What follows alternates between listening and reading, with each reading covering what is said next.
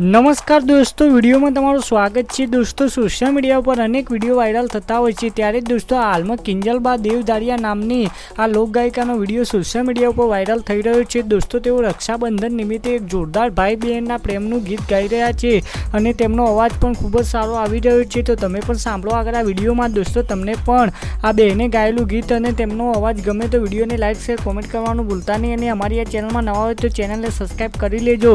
તો સાંભળો આગળ આ વિડીયોમાં।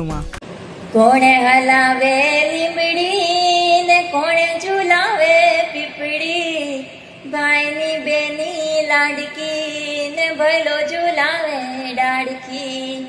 કોણે હલાવે લીમડી ને કોણે ઝુલાવે પીપળી, ભાઈની બેની લાડકી ને ભલો ઝુલાવે ડાળકી।